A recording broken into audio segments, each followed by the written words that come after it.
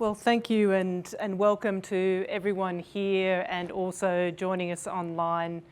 For those of you who haven't met me or don't know me, you can see on the screen, I'm Melinda Salento, the CEO of CEDA, the Committee for Economic Development of Australia. Let me start by acknowledging the traditional owners of the land on which we're meeting, the Boonwurrung people and the Wurundjeri Woiwurrung peoples of the East Kulin Nation, and pay my respects to elders past and present. We had hoped that Thane was going to be with us to be able to deliver a welcome to country, which of course would be appropriate for an event such as this, but unfortunately he's been unable to make it, and so I will acknowledge country as is appropriate, and in doing so ask you not just to walk by that acknowledgement, but to actually really seriously think about it and reflect on it. Here in Melbourne right now, for those of you in the room, we are of course near the river in this beautiful city of Naarm. And for me, when I'm by the river, it always gives me a moment of pause to imagine what First Nations people would have felt when they saw white people coming up the river for the first time.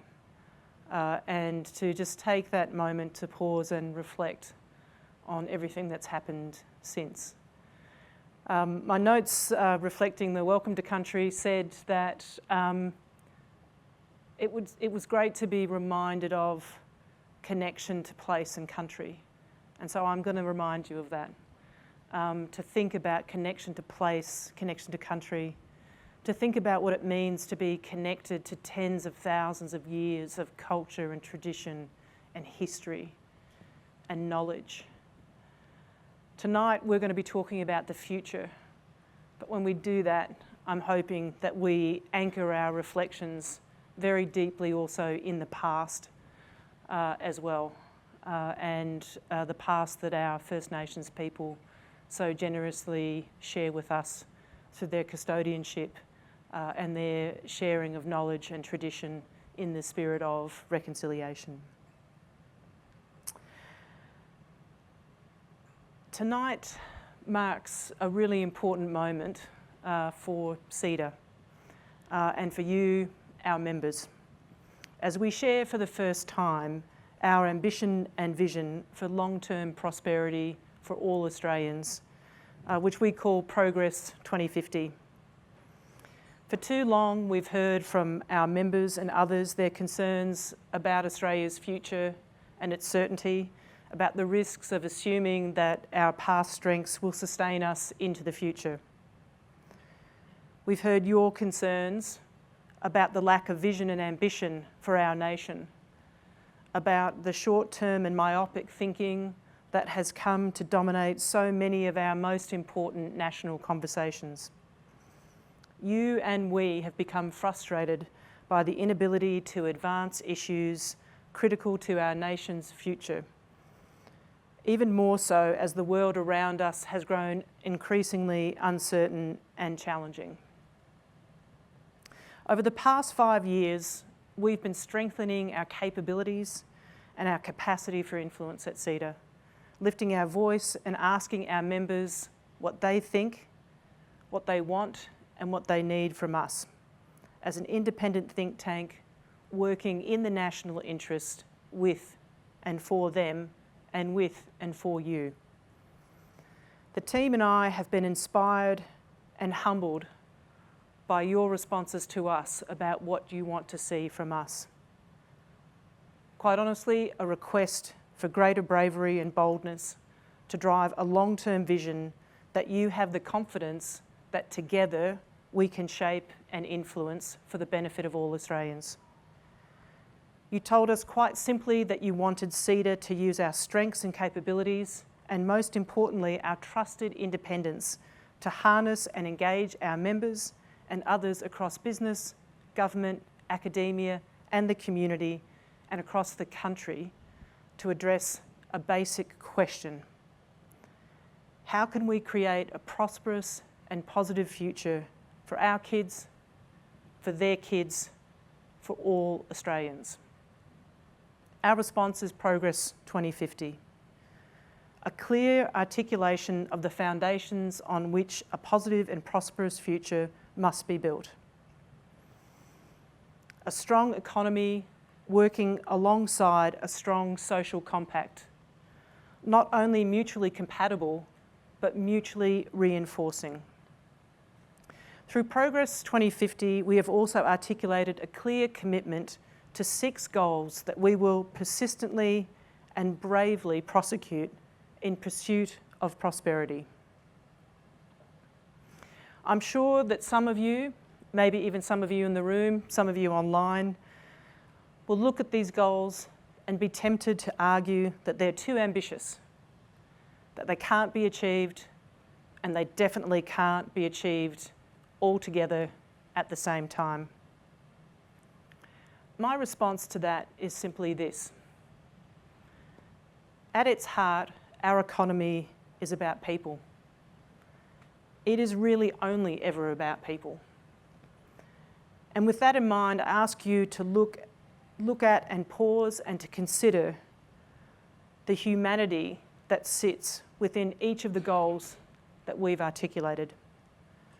To think about the individual opportunity, security, and dignity that rests within each of them, the value and well-being that they can deliver and that they can afford us all. And then ask yourself, not which one might we abandon, but rather how together we might advance them all, how we might work together to excite, engage, and empower a better future for all Australians. Progress 2050 isn't the usual thing that you might expect from a think tank.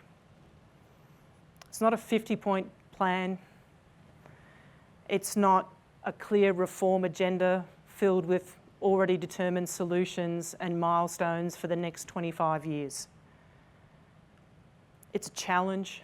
It's a challenge to you, to us, to be ambitious, an invitation to work with us, to adapt and to evolve ideas, to build consensus as we seek to understand, to debate, to develop, and to drive the long-term progress that I think we all need and want to see for all Australians.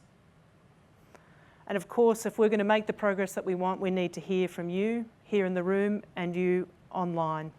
Your thoughts, your ideas, your priorities, and your challenges to us.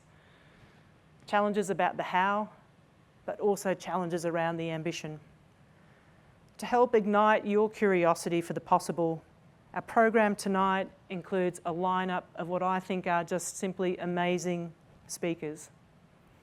Leaders who I deeply admire and respect for their passion, for their ambition, and their clear focus on the action and outcomes that they want to see, as well as the accountability that they take for their role in building a better future for all. You will hear later on from a panel of incredible young leaders on delivering change, facilitated by CEDA's economist Liam Dillon. And we'll have a provocation from Jack Bancroft, CEO and founder of AIME and IMAGI-NATION and the author of Hoodie Economics. He, by the way, told me he's regretting the hoodies at the moment because it's pretty warm here in Melbourne. So have a bit of sympathy for him when he comes up in his hoodie. And to get us started tonight, I'm going to invite to the stage Bridget Archer, MP.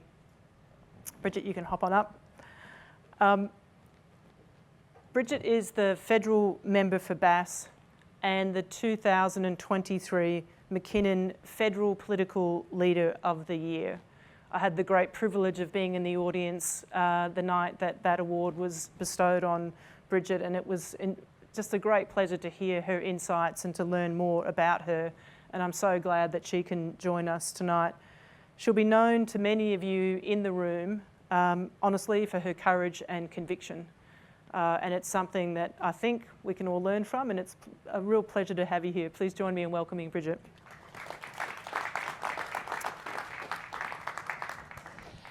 Now, just to give the audience in the room the heads up, we do have a roving mic. I've got plenty of questions to ask Bridget, and I could spend all evening with her. So, but I think this is a tremendous opportunity for those of you in the room to also ask your questions.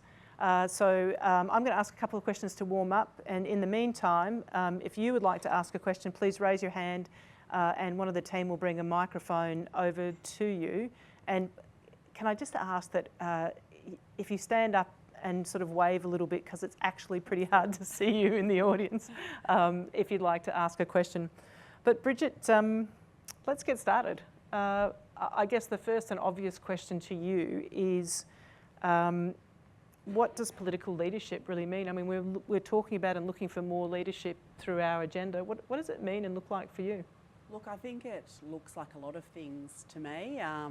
What I thought it meant when I first got involved in politics at a local government level 15 years ago now, I thought it was just about, you know, I guess an act of service and getting involved to make your community a better place. I think a lot of people get involved in politics for that reason. But I think over time my view has very much shifted for a lot of the reasons that you have talked about where we find ourselves now and how do we get to the future. And that missing piece, I think, is leadership. To me, it is about the world how it is and the world how we might want it to be. And I think the role of leadership is to bridge that divide. And that's become something that's really important to me. I think it's fundamentally tied up in ideas of democracy and institutions of democracy, including organisations like yours, who I think are fundamental to holding that accountability that you talk about. So I think it's about integrity, about authenticity, about accountability, about building consensus. You know, we forget that is the role of parliaments and the role of governments, and it's what the role of a society is, that we've all got our opinions, we come together to build consensus to take those forward for progress. And that should be the role of parliaments and governments. But I think increasingly what we've seen is, you know, a polarisation. People stick to their corners and spend a lot of time talking to people who already agree with them. And that's not changing anyone's mind, and it's not taking anything forward. And so we've got to find the ways. I think leadership is about finding the ways to have a difficult conversation sometimes with people who don't already agree with them and try to change their mind or to build a consensus or find the point where, you know, we agree and work backwards from there. Whereas all too often I think we see now this polarisation of, well, my team's better than your team. And in the middle, what we actually see on these big issues that we're talking about here is inertia. You know, we've seen that with climate change. Climate change is real. No, climate change is not real. And what happens in the middle? Absolutely nothing. We don't progress. We don't move forward. So we have to, I think, have authentic leadership. To me, is about showing up for some hard conversations, building coalitions of consensus, and being able to make at least incremental change to get to the bold vision. But I think the boldness has got to be part of it as well. And last time you heard me talk, that was something that I think has become clear to me, that what we need is to bring back that sort of idea of boldness. And I talked about it in terms of audacity. I went to the War Memorial the day before I think I did the McKinnon speech, and I was really struck by the values in the War Memorial. Courage, you know, bravery, the things that you would traditionally see, perseverance, all solid, you know, values. But I was struck by one that was audacity, and I thought, you know, that's so negatively constructed these days. People say, you know, the audacity of it, how, you know, as a negative thing. But I reflected on it a lot and thought, I think it's what's missing is an audaciousness, an audacious goal, a long-term vision, something that takes things outside of the political cycles of 3 years and 4 year terms. We might need incremental steps along the way to reach that, but if we don't have those audacious goals, I think we're always just going to be chipping around at the edges and not creating that progress that we need to see. Yeah, I think it's a really interesting issue and challenge for us, and I'd be interested in understanding where you think you may have had success or where you've seen success politically, because even when we started talking to people about long-term goals, you could see a bit of reluctance around it, given past examples that haven't succeeded, and then a reluctance to sort of put yourself out there and to be held to account for it, right? And so it just seems to have tamped down ambition and really shortened the time frame, and sort of contributed to this idea that you have to stake your claim in opposition to the other side in order to sort of get recognition. And I'm just interested, I mean, how do we sort of move away from that, do you think, in a political sphere where you actually start trying to focus more on the things that you agree on, rather than trying to define yourself precisely based on the things that you actually disagree on? I think it's complicated, and certainly in my experience it's been complicated and difficult to do that. But I personally, I think it's very important for all the reasons that you have said. And I mean, ideally how we do it is we do it, we model it, we live the values that we claim to have.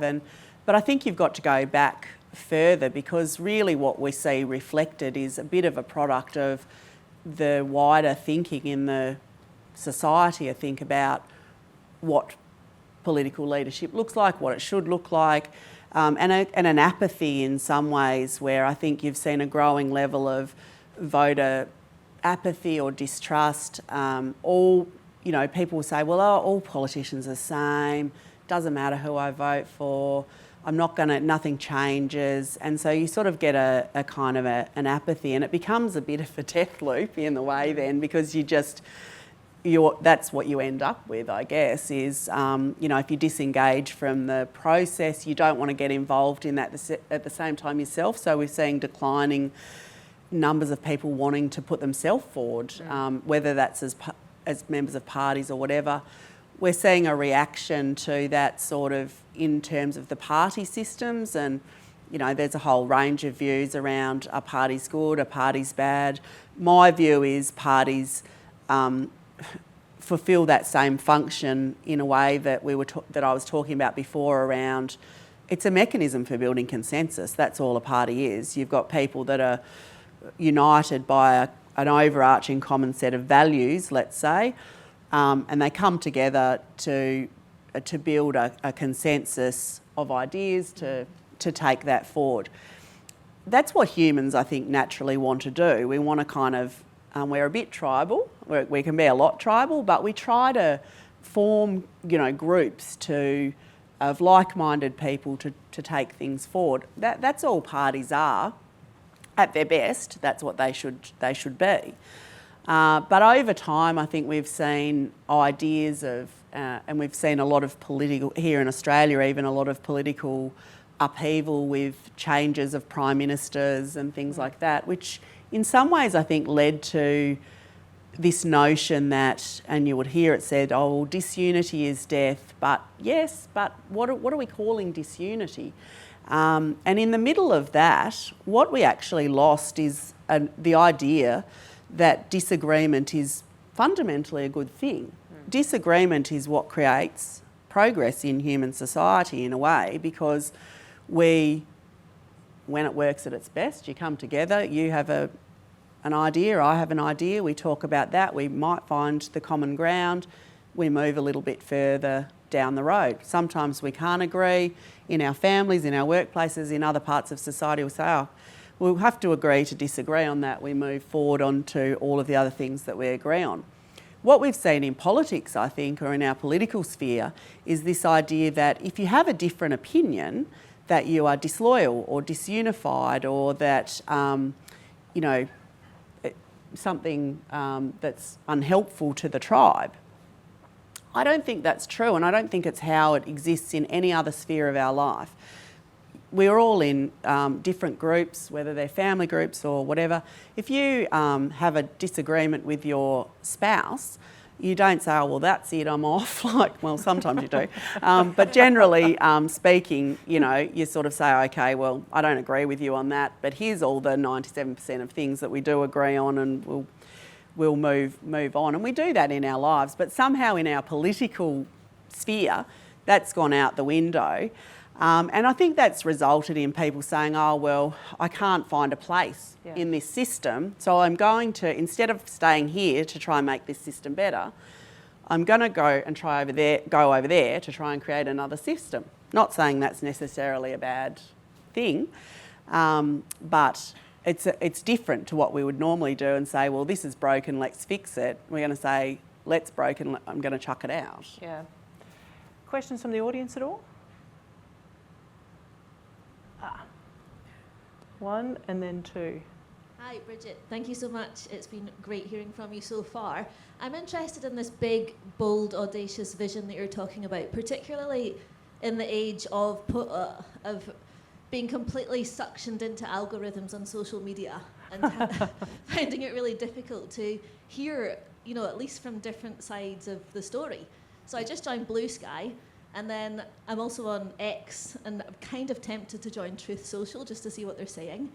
But interested in the role of government and trying to cut through the social media algorithms, and I suppose maybe the role of local government to get people on board in their local areas. Yeah, I think that's a very good question, and it is something that I think has fed into the problem that we're talking about. In some ways, I think we've got this availability of information that we've never had before access to, and opinion and just information. But in some ways, we seem to have lost the ability to critically evaluate the information that's presented to us. So it's just information coming at us day in, day out, and we're sort of like, well, what's truth in that, or what's, who do I listen to? I think we have to go back further, and I think it goes to that issue as well around how do we change that, how do we fix the system, if you like, rather than trying to make a new system, is to go back to giving people more trust, I think, in institutions of democracy, reaffirming to people that these are really important. That we're very lucky in Australia in a lot of ways, but we take it for granted, and we are seeing it eroded because we take it for granted. Some of those things are around civics education, for example, and making sure that people are, at a much younger age, more engaged in what democracy in this country looks like, what it means. And for me, this has become a really driving passion, in a way, that people, empowering people, I think, to understand that they are participants, not passengers. I think that's the most important thing. We all have power over these things. We have a vote that's very powerful in our country if you know how to use it. Preferential voting is a powerful thing, and it can tell us a lot of things about what we think and how we feel about things. If we know how to use that, if we're disengaged, if we're apathetic, if we don't know where to find information, if we don't understand the system of government that we have, all of those things start to pile in then when you've got information coming from all levels. So I think we've got to go back to, not back to basics, but in some ways I think we've really got to get back to empowering people through education from a young age to understand what our systems of government and our systems of democracy can do. I'd like to just add to that. I think one of the things that we really thought about as we were trying to figure out how can we prosecute a more ambitious agenda is how we actually create the space and invite more people into the conversations, but also how we sit in complexity and complex problems for longer periods of time rather than racing to the solution. And it seems, I think one of the challenges with social media is just the frequency, but also just everything's so concise that you lose all the nuance.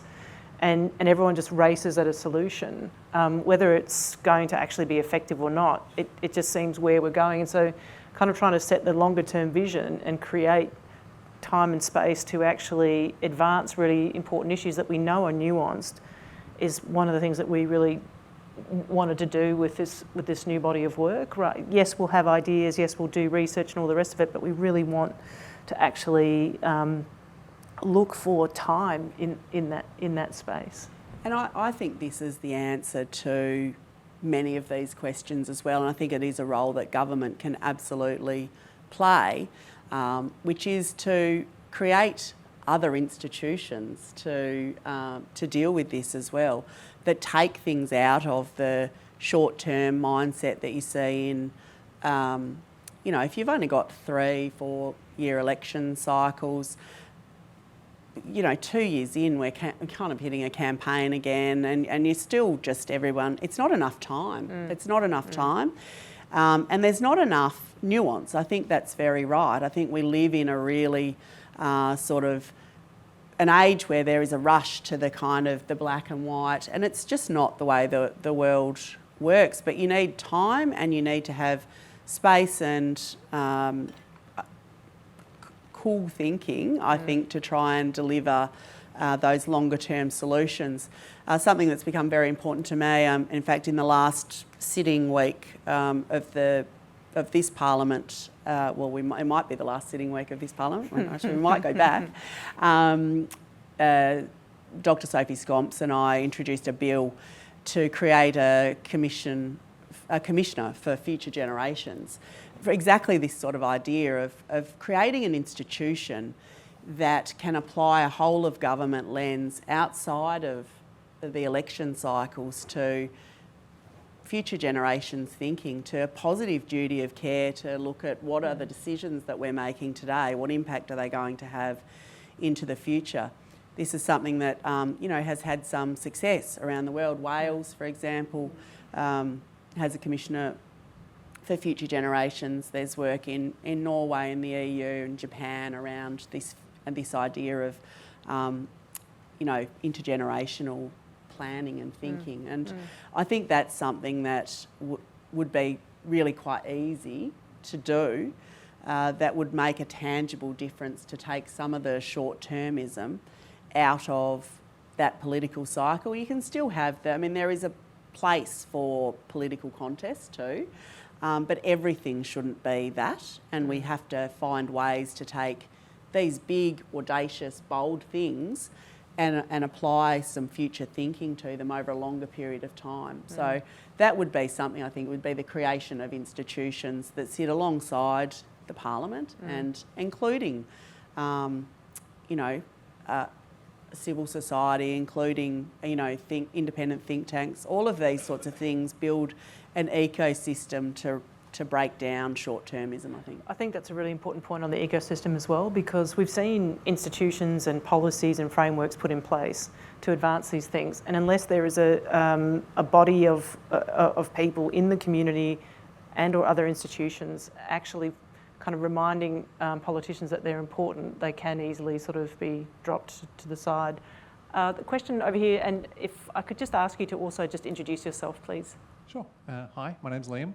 And I have a question just around how you see political leadership playing out in regards to Progress 2050 and the opening up of conversations around the increasingly diverse society that we find ourselves enjoying and wanting to foster, what that looks like. And I guess I feel like, it's probably just lobbing an extra thought in along the side, I am definitely one of those 50% disillusioned, 50% energetic, 10% something confused around can our government actually even play a role in this space, or is that needing to change holistically? I mean, yes, I think governments can and must play a role in it, but as simplistic as it might sound, that's only going to, I mean, the government is only going to be as good as the citizens make it be in some ways, you know. So we've got to go back to that empowering citizens to understand that they control what their governments look like, which sounds simplistic, I know, but the same problem that we see in that polarisation within the Parliament, for example, it is a direct representation in some ways of what's kind of happening outside, where voters are either disillusioned, feel disenfranchised, don't trust the system, don't want to get involved in the system, don't understand the system, whatever, all of those sorts of things. And you sort of get a net result of disengagement or apathy to a degree, I think. And then you just sort of get what you get, I guess. And then we all say, well, that's not what we really wanted, but we didn't do anything to drive that forward. So I think there's a little bit of that. You know, I talk about parties. I believe in parties of government, but I also think independents are a great part of a political and democratic system. But I feel that frustration, which again is part of what you're saying about people say, oh, well, I don't understand it, I don't like it, I feel disengaged or disempowered, so I'm going to leave it. Join it and bring your friends. Things will change very quickly. Like if you want, insert party of your choice here, to be more representative of you, you have to be in it, right? And you have to be in it with people who are like-minded to you, not say, they're terrible, I'm going to go over there and leave them to it because you've just left them to it. So I think it's partly that, which I know doesn't entirely answer your question, but I really think it's all comes back to empowering our constituency to realise you have some power, you have some control over this by the actions you take. Get more involved, not get less involved, I guess, is the answer. I knew we were going to run out of time. We've got 5 minutes left and I have one very important question for you. But first, I know Andrew wants to ask a question, so over to you. Thanks. Hello. Andrew Weir. One of the things that defines English-speaking countries like Australia is really low levels of trust. Trust in governments, trust in institutions, even trust in each other. Quite different, markedly different to the Northern Europeans and the Nordics, and it has profound consequences and profound implications for the way every policy outcome is shaped and every institution operates. What can we do about that? And what is the role of Parliament and governments and oppositions in that? Yeah, I couldn't agree with you more. And this is something that I think I really saw it through the pandemic, I guess, where it was a time when we really needed people to have trust in government because we were trying to tell them a whole lot of things that we needed them to do or wanted them to do. But then you had these sort of lowest levels of trust that we've ever seen. And then some of the decisions that were made probably at that time has kind of further dampened that, you know, that level of trust as well, or created higher level of mistrust might be a better way to put that. It was one of the reasons why I took the position that I did on a Federal Integrity Commission, which is not the only answer, but I think it's one of those things where we have to listen to what people are saying when they're not really saying that. So people will say things to us as elected members, but we hear often what we want to hear. So I think we have to be more intentional. I think that is the other thing I would say about the future, or the importance of political leadership, is that it has to be grounded in intent. We have to be audacious have to have a bold plan, and we have to intentionally work towards it. It's what we've seen. It's where we've seen action with inclusion policies and things like that, is when we're very intentional about what we're trying to do. That's when we get outcomes. So I think we have to be intentional. And I use the Integrity Commission example where I felt that we had these declining levels of trust and a push towards a Federal Integrity Commission, which the government at the time was pushing back on, not really wanting to do that. And Helen Haynes trying to push forward on that. And I got to the point where I thought, well, I'm going to support this because what I hear is that, declining levels of trust. But when I took that to, colleagues or whatever, they sort of look blankly and say, well, I go out in my electorate and nobody says to me, I really want a National Integrity Commission. No, they don't. Literally no one ever said to me, we need a National Integrity Commission. But what they said was, I don't trust any of you. What's the point of you? All politicians are corrupt or whatever. Or there's a perception that there's a high level of corruption that facts don't necessarily bear that out. But that's the perception, so it might as well be the facts. Do you know what I mean? But if you listen to what people were saying, they weren't saying they wanted an integrity commission, but they're saying, I don't trust you, I want a solution that's going to reassure me that I can have trust. And I think that is that's the answer is, what's the problem that we're trying to solve for? So listening very carefully, I think, to what is the problem, and then being a little bit more creative sometimes about the solution to that. Well, what can we do that will build back that trust? And I think some of that is, the Integrity Commission is a good example of create an institution to build trust. And I think there are other things you can add on to that to start to build back trust in political leaders, in political systems, in political parties. And those are those incremental things, but you have to start with the bold vision. And that, you know, the bold vision might be to restore levels of trust or perceptions of accountability or transparency. And we measure a lot of these things, so we can have a goal, but you have to look at, well, listening to what people are saying, what can we tangibly do that might not be, no one's saying go and create no one says to me, go and create a commissioner for future generations. But what they say is, well, I can't buy a house because decisions that you people made back then when you didn't think about us. You've got to then say, well, what's the actual problem?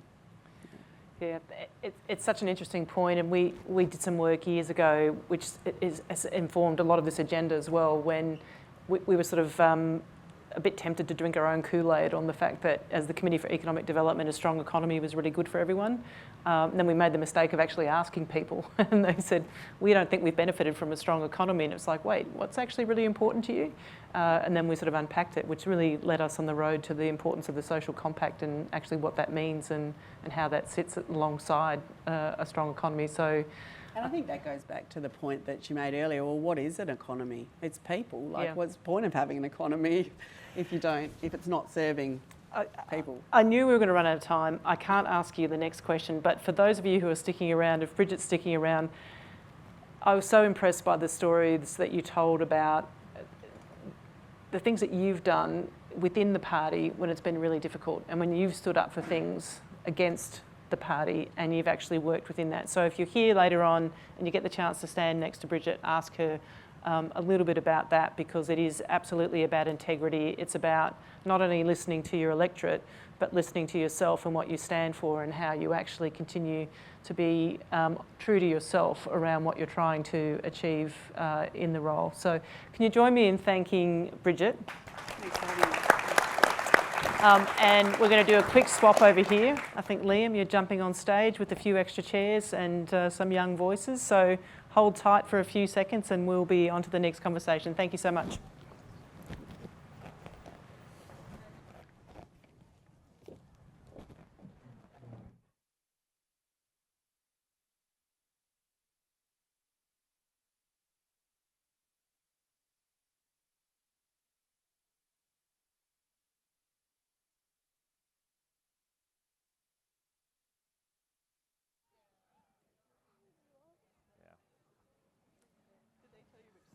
Yeah, I think I'm sitting here and you sit here. Welcome. I think so. Who knows, man? We'll work it out.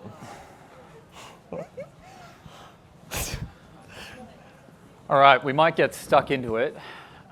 So Melinda mentioned the young voices that we would be hearing from tonight, and the importance of getting that new generation perspective as we cast our eyes out to 2050. When I was reading the event information for tonight, what I noticed was that it spelled out that we would have the opportunity to hear from some of Australia's brightest young minds. And while I'm not confident that that includes me, I know that it includes our panelists to my right. So I want to introduce them properly to do due credit to their achievements and also help give the context that could inform some really engaged conversations and questions that we encourage to ask our panelists moving forward in this session. So firstly, I'd like to introduce Hayley McQuire, who's the co-founder and chief executive officer at the National Indigenous Youth Education Coalition. Welcome, Hayley. She previously served for 4 years at the Youth Advocacy Group for the United Nations Secretary General's Global Education First Initiative to support young people around the world and advocate for their rights to education. Next, we have human rights activist, lawyer, Gavin Choong, who was the 2024 Australian Youth Representative to the United Nations, where he led the largest nationwide consultation of youth to identify their concerns and hopes for the future. And finally, we have Ahelee Rahman. And Ahelee is a regular commentator in the Australian media, where she explores youth, cultural, and policy issues. She's had her views featured in The Age, ABC Radio, is a researcher at the Murdoch Children's Research Institute, a member of the Victorian Multicultural Commission's Youth Network, and somehow also finds time to be a student at the University of Melbourne studying biomedicine. So please join me in welcoming our panellists. So first of all, Melinda sort of gave us the talk around Progress 2050 and the ambition we have over the next 25 years at CEDA and thinking about the Australian policy landscape. And it covers a wide range of policy issues. I'm interested in getting your perspectives on which area or theme of Progress 2050 resonates with you most and why. And we might start with you, Hayley, and then go to Gavin and then Ahelee, if we can. Thank you, Liam, and thanks everyone for having me here. They said turn to your left so you get the mic. So, I also just want to quickly acknowledge country and pay my respects to the deep knowledge systems that have cared for these lands since time immemorial. Yeah, I think, firstly, before I go into the theme, I think what really excited me about the 2050 vision is, one, it's a long-term vision, and I feel like sometimes when we set quite long-term ambitious goals, as an individual, sometimes you can feel lost in like, well, what's my role in that? And so I always try to think, at NIYEC, we have our organisation is guided by goals for our generation, which are kind of like 30-year goals. You're like, oh, well, how do we know that we're tracking towards that? And I always come back to this image of my grandma, who was born in 1930, and my daughter, who was born in 2016. Yeah, I'm probably youth mind adjacent, brilliant youth mind adjacent right now. But you know, that's 4 generations that can occupy a space in time. And so for us as individuals, you know, when you think about your connection to the young people in your community, you're able to have a role and influence in that 2050 vision through the relationships that you hold. And so, you know, in 2050, trying to do the math, I don't know if I'll be a grandma by then. Maybe an auntie, like an elder or something. But, you know, we can all have influence over those moments in time. And so when we think about, you know, the themes that were raised, and I really like the idea of a social compact. You know, blackfellas have been promised social compacts in education. You know, when native title was being brought in, they said it would come with the social justice package, but the social justice package has never really been honoured. And so if we want to think about that, it's like, well, how do we make sure that we're honouring and upholding these social compacts that we say we're going to have with next generation? And I think that's where kind of understanding where young people spend a large portion of their time, it's in our education system. And so thinking about, you know, are we genuinely preparing young people for the futures that they're going to inherit? And does that learning and education system deliver on the skills that they're going to need for that future? But I think beyond that, not just like around like skills and workforce, it's thinking about like, well, what are the responsibilities that young people hold right now? You know, as young Indigenous people, we're responsible for passing down the longest continuous knowledge system in the world, while also fighting for our basic human rights, you know? And so, and going through an education system that has been a tool of colonization that doesn't fully see us for who we are. And so I think when we're unpacking what that, especially around like, you know, what does this learning system need to look like? We have to really start with, well, who are our learners and what do they need for their own context and for their own ambitions? I think that's an important question to be asking and keeping top of mind as we think about those policy priorities. Gavin? Yeah, so can everyone hear me? Yeah. 20 years ago, my parents came over to Australia and they made the move from KL to Melbourne, and they left behind family, friends, loved ones, their way of life, careers. They did it because my middle brother suffered from bacterial meningitis in his brain, and they were worried that he wouldn't receive the same educational opportunities he would in KL, back at home, as he would in Melbourne. They thought that Australia was a place that we could thrive, and we did. We all managed to. But I guess the question that I had when writing this was, is Australia still the same place where people can thrive because of our educational system? And I tend to say maybe not. If you have a chance to look at the dashboard, the Progress 2050 dashboard in the back right of the room, you'll be able to see that we've doubled funding for education in the past 20 years. Yet all our education metrics in terms of grades, engagement, have all been decreasing. I'll just give you a couple statistics as well, just to frame the situation that we're in and to explain why I've chosen education as my priority area for Progress 2050. Last year, the Gradden Institute called the 2024 NAPLAN scores grim reading, with nearly 1 in 3 young Australians not meeting literacy and numeracy standards. So I really worry that we're failing future generations and not equipping them with the tools necessary, as Hayley spoke about, to deal with the challenges, the very complex challenges of today. Another statistic, in 2022, the New South Wales government released a study. 40% of students in remote Australia completed year 12, compared to 80% in cities. So there's a big divide that's happening at the moment, a regional, remote versus metropolitan divide. And I think this speaks to the fact that education is also a human right. Where you live, the color of your skin, the language you speak, shouldn't really change the standard of education which you receive, in my opinion. And then there's Tasmania, and I'm really sorry, Bridget, but when you look at some of the statistics around Tasmania, I think it's close to 50% of Tasmanians have completed secondary school and vocational education, 50% rather. So education isn't just really about time in the classroom, but it's about socialization. It shapes your values, it shapes your economic prospects, it shapes how you participate in politics. So without a strong educational system, we're really undermining the foundation of our nation's ability to prosper in the future. I do worry that my children won't receive the same level of education as I have. And I think back to 20 years ago when my parents first moved over to Melbourne, and I wonder whether they would have made the same move. I guess that's all I have to say about that. Yeah, I mean, I think that ties in really well with the point that we saw before around your future opportunities not being defined by the postcode that you're born into, that rural metropolitan divide, certainly something we need to think about and address over the coming years. Ahelee. So when we ask the question of what we want Australia to look like in 2050, I have a bit of a way of reframing that question that comes to mind, and that's, what do Australians look like in 2050?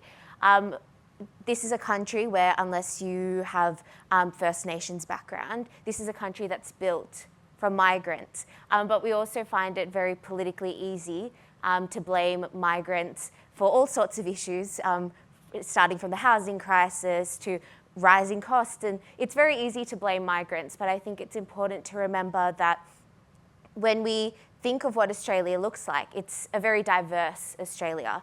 I'm born and raised in Melbourne. My parents came here many, many years ago. They've started their lives here, they've set up their lives here, yet I have spent my life being asked, where are you from? And it seems like a bit of an innocuous question. Someone asks you, where are you from? But when I speak in an Australian accent. I am not from anywhere except for Melbourne. And when I say, oh, I'm from Melbourne, you know, born and raised in Australia, then you get the question, where are you really from?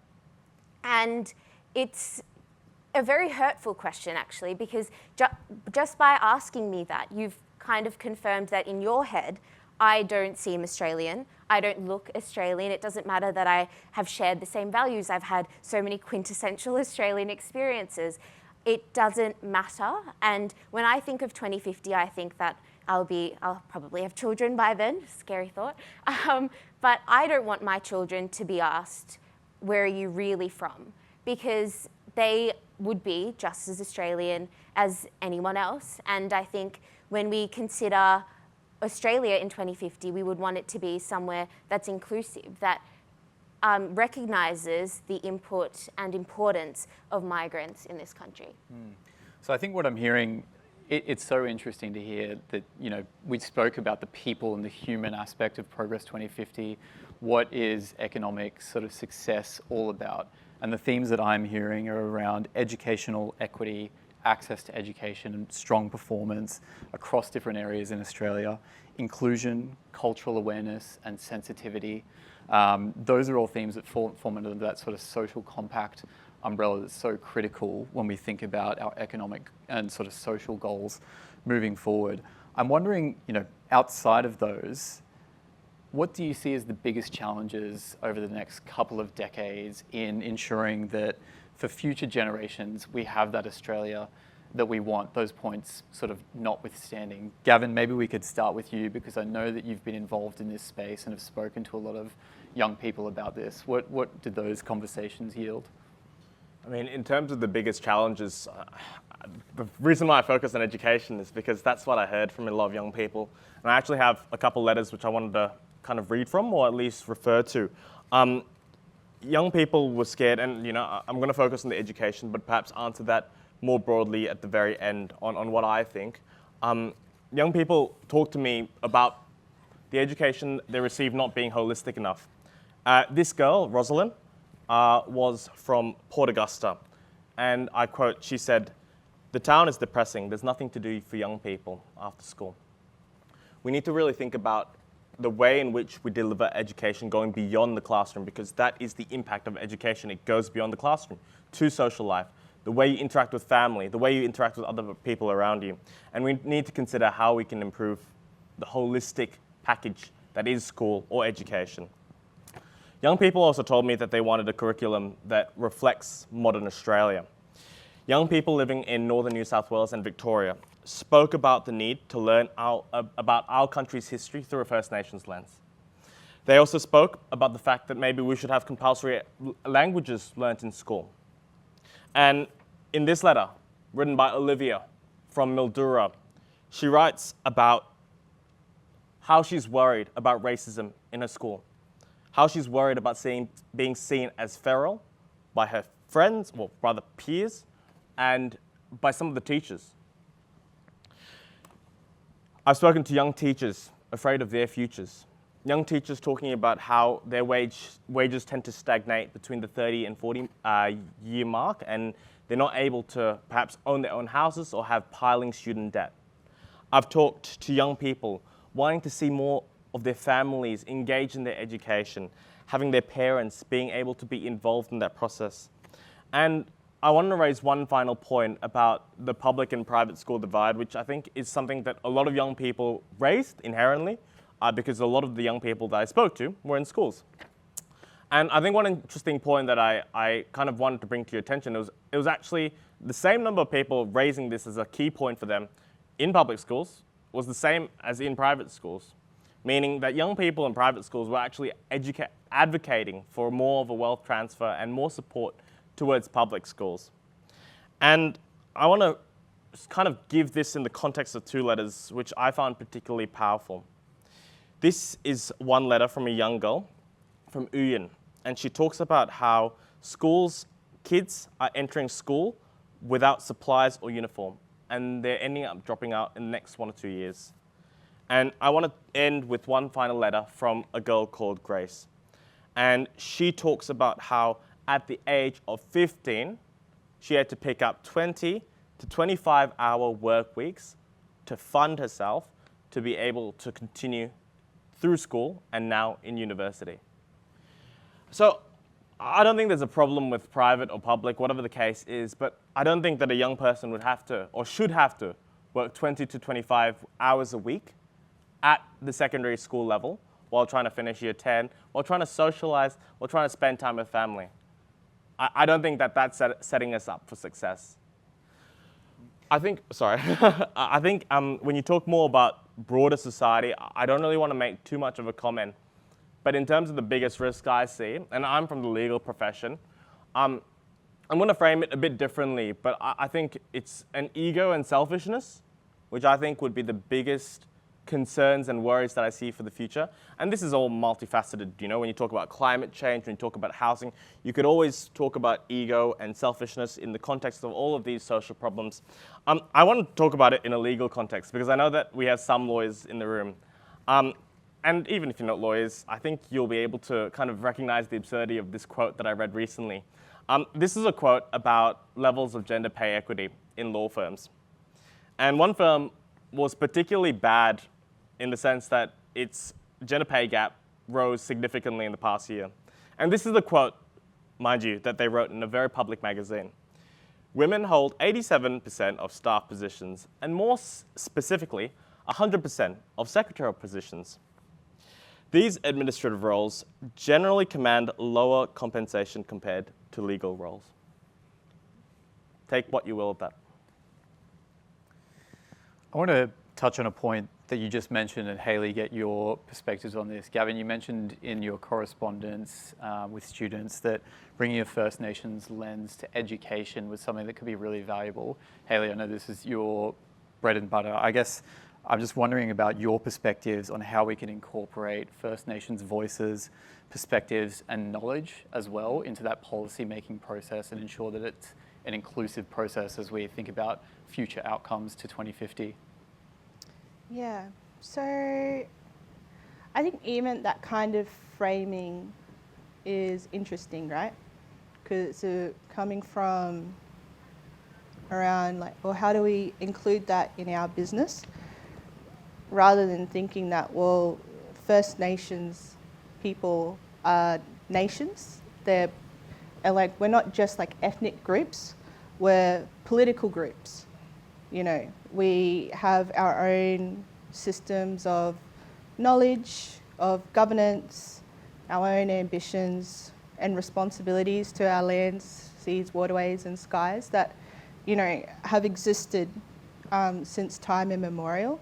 And so I think, and it's really interesting too, like, because we'd just come out of like a failed referendum where First Nations people put an option to the Australian public, which was, you know, rejected. And I don't think it was rejected because it wasn't progressive enough. I don't feel like that's the reason why. So I think it's really thinking about now, well, how as First Nations people do we organise ourselves? And how do we actually think about, well, what are the relationships that we need to hold with each other as collectives so that then we can come and I think negotiate for our rights from a position of strength and not from a position of seeking like benevolence, if that makes sense. But that aside, I think, you know, one of the things that we're working on at the National Indigenous Youth Education Coalition is around, well, yeah, how do Aboriginal Torres Strait Islander students have self-determination throughout their learning life? And part of that is, well, how do we make sure that we're supporting their collective impact to advocate for their education priorities into these education decision-making processes, both at the political, federal, you know, or state jurisdictional level, but also like thinking about them as community members and as citizens of nations. And so through developing a national Aboriginal Torres Strait Islander Student Congress model, we're hoping that that can be one way for students and for young people. I should say high school aged, because I feel like even if you're not engaged in school, you still should have a voice about schooling. Yeah, how do you set a vision for education, but also how do we work as a collective to advocate for that? Ahelee, I just want to come to you quickly and then open it up to the floor. You know, one of the themes here is about youth engagement. I know this is something we spoke about previously, but how can CEDA and sort of the policy environment more broadly ensure that youth voices are heard in dialogues that we're having? Do you have perspectives on that? Yes, of course I do. I think that organisations like CEDA, or even from government perspectives, creating platforms that encourage young people to not only be, I guess, consumers or consumers of programs, but rather bring them on as co-designers of programs is really something that's important. So when you think about visions for 2050 and you consider what Australia looks like then, that's something that young people should absolutely be involved in. Those are conversations that they need to be involved in, and I think there is a bit of a disconnect with young people. Young people care about social issues, or they care about things like climate change. They care about things like, you know, the question of, am I going to be able to buy a house when I grow up? But there's still this idea that young people don't have a space in politics. And I've seen that myself. So in the 2022 federal election, I was still a bit young. I wasn't able to vote, but a lot of my friends were. And I remember, because my friends know that I'm politically active and I'm interested, so a lot of them came to me and asked for support on who should I vote for. And I said, I can't tell you who you should vote for. What I can tell you is how to figure out what issues you're interested in and find the party or the person or the candidate that most aligns with that. And I think this idea that young people have that, you know, I don't need to care about politics until I'm 18 and I have to vote. I think that that's a very wrong idea, and I think that's something that Australian society as a whole subscribes to, that the only way to be politically engaged is to vote. And there is so many more ways than that. I always like to say you don't hand someone a violin at 18 and expect them to be able to play like Mozart. And in the same way, you can't hand someone a ballot paper at 18 and expect them to understand the political system and understand how to translate their own social interests into politics. So I think creating space for people who are younger than 18 to have political discussions at the dinner table within their communities with organisations like CEDA is a way that we create generations of politically engaged young people who are ready to take on the mantle. We can't expect it to just happen overnight. Yeah. Do we have any questions from the floor for our panellists? I'm optically challenged to begin with, so if anyone's got anything. No, just raise your hand if something comes up. But I guess in the absence of questions from the floor, I'm going to throw my own question out here. And if anyone has any strong feelings, feel free to jump on it. But what do you think the biggest misconception that older generations have, or what's the biggest misconception that older generations have about the concerns of young people today and their engagement more broadly? Anyone have any thoughts on that? Ahelee? I think the misconceptions begin from the fact that maybe young people don't care.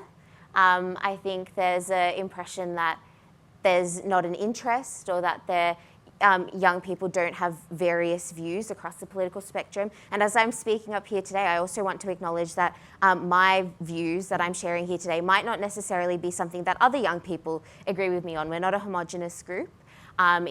There's people of varieties of experiences and backgrounds who have various different ideas to contribute. And I think the misconception that, you know, there's no interest or there's no care is where the issue lies. Any thoughts, Gavin? Just quickly butt in. I think one of the misconceptions that I've seen some older people have, older leaders have, is that young people don't want to hear or work with older people. I think young people are frustrated at not having a seat at the table and previously not having that access, but it doesn't mean that we don't recognize that there is a wealth of knowledge that people with many, many years of experience have. And I think that that is one of the misconceptions which makes it difficult to work between generations, because there's some kind of distrust, or whatever you call it, where it's like, hey, you're trying to take our seats? No, we're trying to learn from your knowledge and infuse it with our current lived experience to try and create a better Australia for us, but also our children, and to predict the trends that we'll see in the coming generations as well. So I think, for me, I think that's one of the misconceptions or miscommunications that arises, which kind of hinders our ability to have a real knowledge sharing and transfer between people who are very, very smart and very experienced, but perhaps think that young people are trying to kick them off their throne or whatever it may be.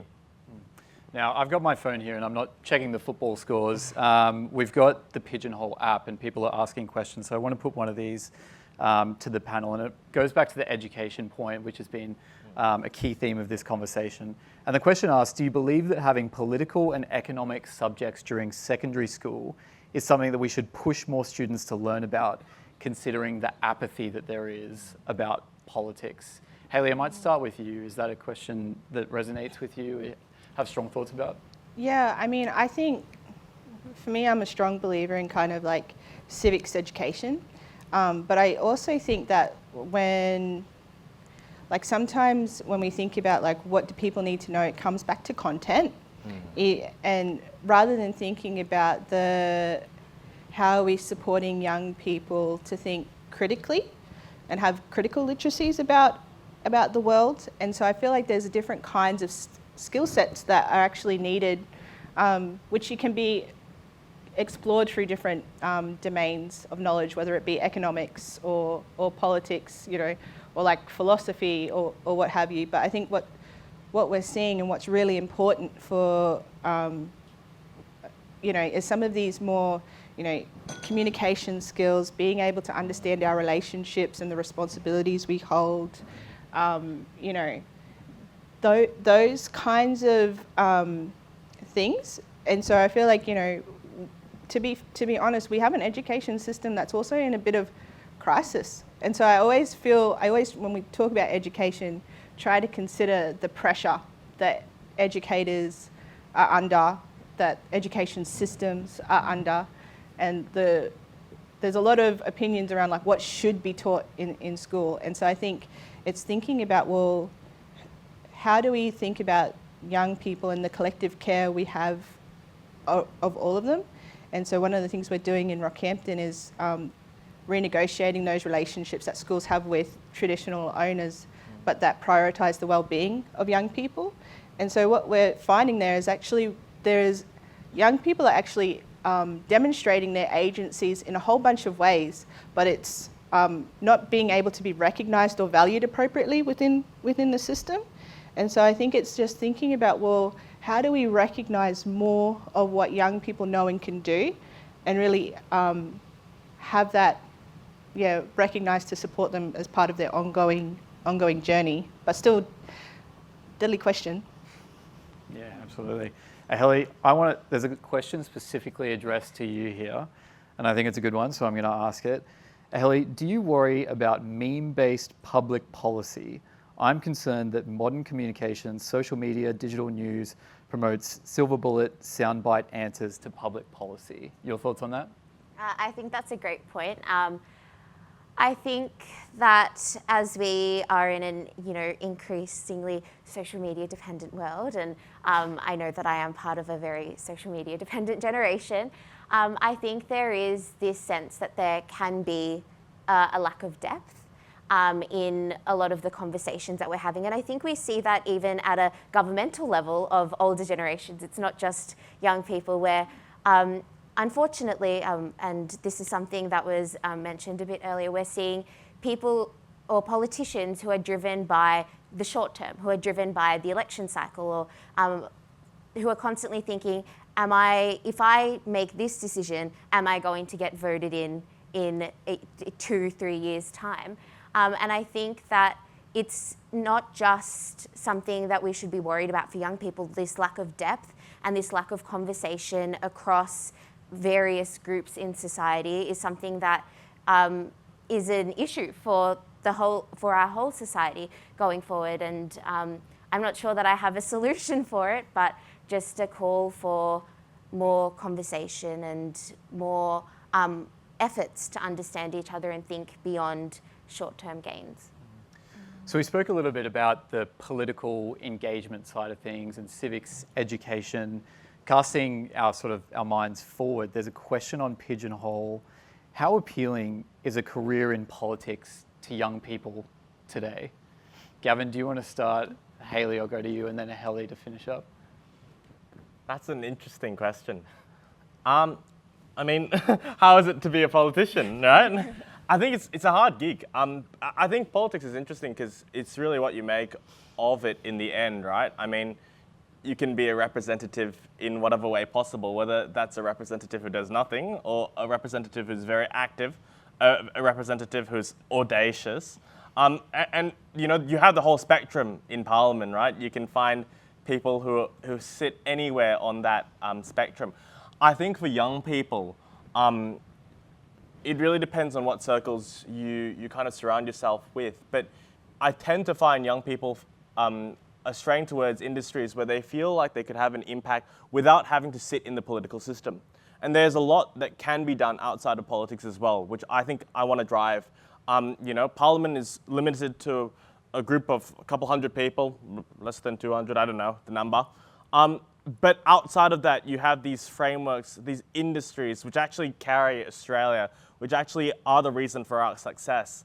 And maybe I'm not too sure what young people think about politics, but perhaps I'll reframe that and say that young people have a lot of ways in which they can affect change without being a politician, without being an elected representative.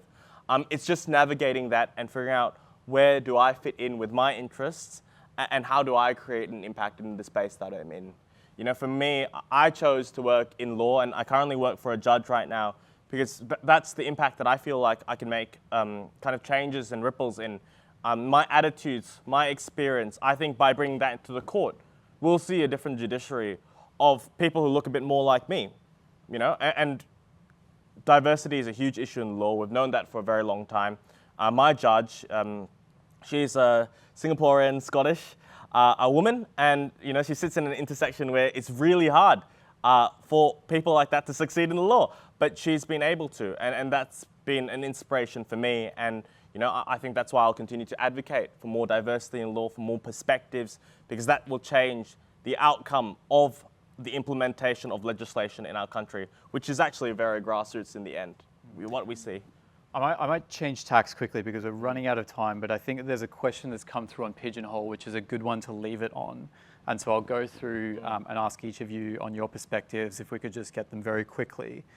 The question is, what are the questions that we should be asking young people to support them to engage in sharing their vision for the future? Hayley, do you want to start? Yeah, well, this is something that we ask young people at all of our kind of workshops, but it came from some thinking around in the Indigenous resurgence space. And basically there was this quote, and I feel really bad that I don't know the exact name off the top of my head, but they asked the question of like, well, how will my descendants recognize me as Indigenous? And so for me right now, and it comes to then like, what's our version of success and thriving, right? Because if I succeed economically, you know, wealthy, blah, blah, blah, like that's all well and great. And you can be a blackfellow and be well, like that's all fine. But if my future generations don't recognize me as Darumble, that don't recognize me as being able to speak my language, that contributed to my community, then like, what's that point? What am I doing? And so I think that's the question that we ask young people is like, well, what kind of ancestor do you want to be? And so it's being able to say that, well, even though you're young, you're born, and as Indigenous people, you're born with a set of obligations and responsibilities that there's no denying that. And so I think we just always ask them, well, what kind of ancestor do you want to be? But then the litmus test is then, will your future generations recognize you? Gavin, what questions should we be asking? That's so powerful, by the way. Thank you for sharing that, Hayley. I think I'm going to flip it a bit again, sorry. For me, okay, so when I travel around the country in my UN role, a lot of people around the country, young people around the country, actually didn't know what the UN was. They didn't really care, to be honest, either. So for me, the way in which I engage with these young people is by listening. Because if they don't care about the UN is, what the UN is, they care about telling their story. And so for me, it was about listening in a way which is kind of not reaching an objective, not having anything planned, just listening. See where the conversation goes. You know, they could talk about their girlfriend, boyfriend, and then the next minute they could be talking about mental health. And for me, on the footy field, in the classroom, in libraries, public libraries across the country, that's what I did. For me as a young person, that was pretty easy for me to listen because I know how it feels like to not be listened to.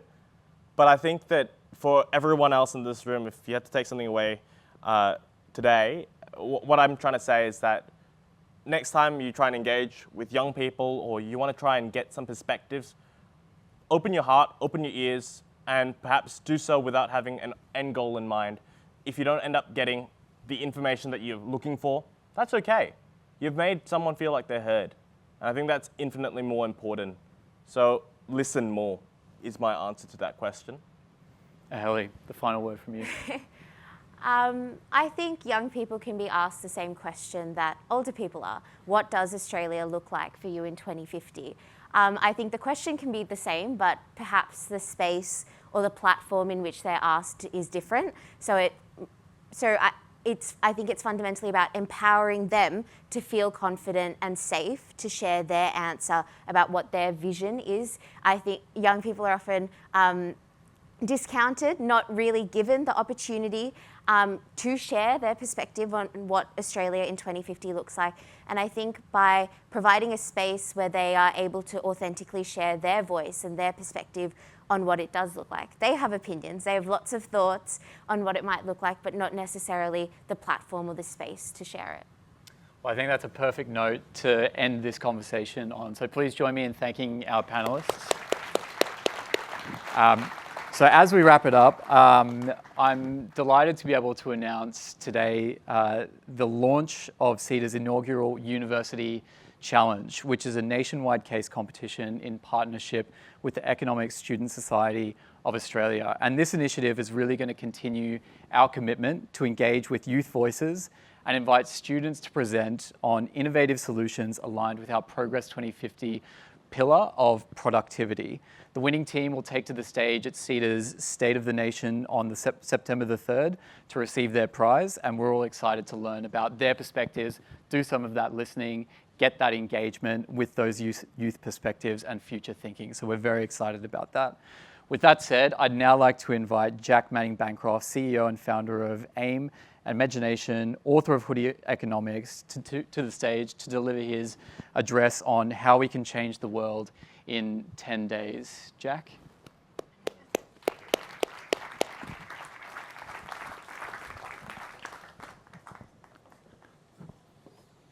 Thanks, Ray.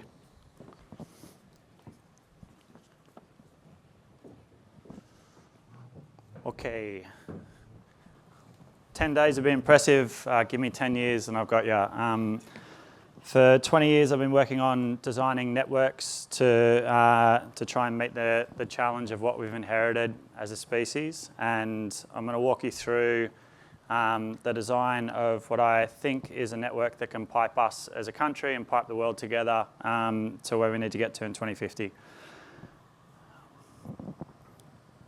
We've got three major challenges we face as a species and what we've inherited as a network. The first one is last couple hundred years, 5 colonial empires go around the world. They build castles. They exclude almost everybody except for the families in the castle, and they exclude 7 million species, 20 billion other animals that we share the rock with. From that, we get the source of knowledge, we get the source of law, we get the source of our economic movement, we get the source of value. In the last 100 or so years, we've started to put down the drawbridges and say, you guys are welcome, come on in, but you're still coming into the castle. It's one of our network challenges. The second network challenge we have is in the last 20 years, we went and gave away our attention. And we gave it away to advertisers. And we let them come into our pockets. And we let them go into our ears, and we're letting them go into what we see. And for the first time in human history, you have one person who has control of 1 billion people. We gave away our attention. We cannot think when we give away our attention. That's our second network problem. The third network problem is energy. Now, this is not a problem for us in terms of a macro frame of whether it's carbon, whether it's solar. We have a fundamental energy problem that is a material challenge.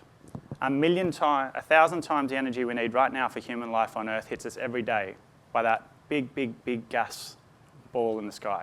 1,000 times. We don't know how to pipe that energy into powering human life on Earth yet. But one of the groups that we've started working with over in Germany has got a project called heliogenesis. And their theory of change is plants do. So plug into the ground. Work out how to communicate to the ground. Third challenge, energy. We don't have the energy solutions to work out how to move human life on Earth for the next century and beyond.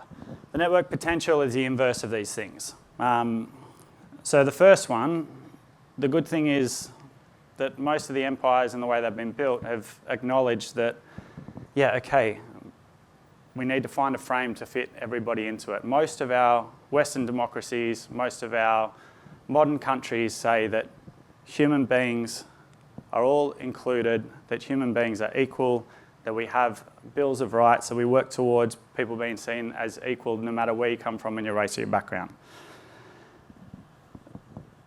The challenge is we are looking for the solutions to the third problem, which is energy, in the same castle walls, with the same language, with the same frames of what we inherited. The answers are with the 7 million species outside the castle walls and everyone that was booted outside the castle walls, who know how to talk to other animals, who know how to connect with other species, who understand that nature is our biggest untapped economy yet. A nature-centred economy valued at $750 billion just for repair, $1.25 trillion alone for nature-centred is what the World Economic Forum's costed it at. And we all know that's like just a smidgen. Everything is from nature. So our challenge is, where do we relate and put our pipes and our movement between our trade? Do we put it between each other? Or can we find a way to value the intelligence of our species and move IP from the species back to us in the way that our Indigenous songlines have here for 106,000 years? Energy can be solved if we find a way to relate to nature. The first challenge can be solved if we find a way to relate to nature. The second challenge is, I'm sorry, but that is not good enough for us to give up on our network design with 3 Yahoo characters like running the way that we are networked. Shift it. By 2050, we have to have healthier networks in the internet. We've seen what the internet can do. The promise of the internet is you can alleviate network inequity. You can be in Yundamu and have a relationship with a billionaire in Germany in a click of a button. That's the promise. The promise is you have universal access to knowledge. That's the promise. It's what Wikipedia gives us. Some of these projects in the internet are beautiful. Open source communities are beautiful. And we are actually being held, gun to the head, hostage by 3 or 4 Yahoo groups, and it's got to be stopped. And it can be stopped. And we need to design different networks. We've done that. We've built the first digital country ever built into the internet. It's been designed with Indigenous knowledge systems at the start of the design queue. It's an alternative to Facebook, and we think it can gather the 5,000 organisations needed from inside and outside the margins to draw the pathways that we need to that nature-centred economy in the next 8 years. In 1940, a bloke wrote a paper and called it Gross Domestic Product, and 10 years later, 85 countries have made it the impact measurement system. If we don't change what impact looks like, we are going to play within the same retaining walls. We may not boot out GDP tomorrow, but we can expand the context. So we're looking at inside imagination, gross relational potential, and we want to understand the value of the node in the network between each individual and between the energy that individuals give to each other. The second part is, what the heck do we get from these other species when we're in relation with them? When I go underwater and help reforest a seaweed forest up and down Sydney's coastline, what do I learn from that crayweed? What intelligence do I get that improves the way I run an organisation? So at $4 million Oz a year, we can compete with Facebook. Imagination's the country we built. First digital nation built on the internet, whatever that means in terms of competition. Just please, Australia, take us seriously. We've grown to 103 countries. We started in one state, in one suburb when I was at uni when I was 19. My family's part of the Bundjalung Nation, part of the oldest nation, oldest lab on human earth. If I was a tech bro, I'd have $1 billion in a day after spinning up this idea 2 years ago. We have a global community of leaders that are going into Imagination tomorrow, the first ever gathering of people into a digital nation from 35 different countries. From the most remote places in the continent of Africa to the most remote places in Australia, to like right into the center of the heartbeat of the economic movement and leaders inside Germany, inside New York, inside Europe. And if we don't move together and we stay stuck and distracted, then we deserve to disappear. If that's all you've got, then I've got no interest fighting for you, but I don't think it's all you've got. So we took on a design challenge to build this alternative. We built a frame that was focused on knowledge, that was focused on bringing people together from all around the world. We took an algorithm of unlikely connections by 5. We looked at basically trying to design everything that Facebook hadn't done. Instead of affirming your biases and feeding you what you know and who you know, so you're suddenly being like, oh, well, I just know less and less, and I get dumber and dumber, and then I fight people because I don't even know how to talk. We're connecting to who you don't know and what you don't know, and then growing the human intelligence again, growing our network growth, because you should give a shit about whether someone dies in a remote community in the continent of Africa. You should care that someone took a photo 2 days ago working for us of patient 0 with malaria, the first person who's been treated with an anti-malaria vaccine. You should care about that. You should be related to different people in different postcodes. It's been the craziest, most gnarly design experience of my life, but the focus of the change logic that we've developed inside of this has got like really significant depth, which we hope then gets copied and adapted by modern social networks and the next version of social and relational networks to come. So we see what we've built into the internet here as a relational network, not a social network. Not here to mine your data, but to build knowledge, one lab for 10 years to move really effectively and to create that change. So I'm not going to go through all these because it'll be another hour and a half for us. But the ones that I wanted to focus on tonight were the default settings. Any tech builder will try and affirm your defaults and they'll try and inbuild it into your hardware. So if you want to change your browser, it'll take you 20 times from whatever has been put into your hardware to change to a different browser. We want to help people understand where you are looking right now and what you're in relation with and who you're in relation with, so you can take back control of some of the default settings. This is an orientation challenge. This is an attention challenge, and you have control over that. That starts way before your transactions. The third one is design. Marginalised people, Indigenous knowledge holders, have to be at the start of the design queue. We have to take our knowledge holders from being marginalised and saying, hey, you get to trade on culture and we'll give you 3% of GDP, whatever that means, to, hey, holy shit, you understand nature and there's a cyclone where my family is right now. Can you help us design better systems? Please. Better roads? Please. Better ways of conserving and building energy? Please. Better ways of trade? Better ways of law? Please. That's the thing that was missed with a voice in this country, and that's the opportunity that's still open. We have the longest lab in human history right here. Right here. And the answers are outside in terms of the classroom. You want to redesign the classroom, you need a generation of young people that know how to relate to nature and will be the smartest generation in the world as we try and work out how to get human beings back to nature.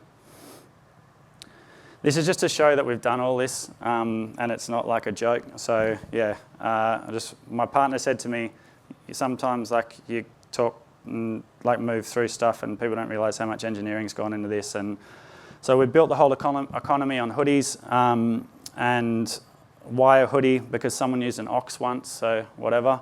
The hoodies were a symbol for us. It's grown organically over 20 years. It's been earned. We had a moment 8 years ago where we were selling the hoodie. We were like a bit more of a traditional charity that had grown around the country, and that was our big fundraiser. And a couple of kids of this rich guy just said to their dad, oh, we don't want it. We feel like we're virtue signalling, like we're selling out by wearing this because we haven't done anything. And it just hit me with a wave. We were selling like 4,000 hoodies, and we're selling them in different places all around the world, and you get the hit and rada, we're cool or whatever, and you actually get some money to pay some people. And I realised we were at risk of selling out the one thing that made us, unique that held people together, this common thread where you could earn your status, you could earn your credit, and you could be bonded together, which is what we had with this. So we stopped selling hoodies 6 years ago. Tice Porter, who we've done a lot of work with in design in this country and a lot of other projects, said on his podcast earlier this year that it seems like we're hell-bent on going broke by trying to do the right thing. So in the last 6 or 7 years, we've walked away from about $80 million worth of funding and said to Australia and said to people around the world, you need to fund systems change, you need to fund intelligence, you need to fund imagination, you need to fund a return to custodianship.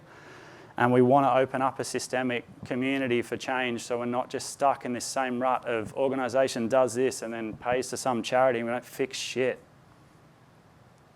You want to do that, you have to change how the money moves and you have to be focused on systemic design. The algorithm's based on unlikely connections of 5, so we work with Robin Dunbar, one of 12 people who's had a number named after him. Well done, Robin.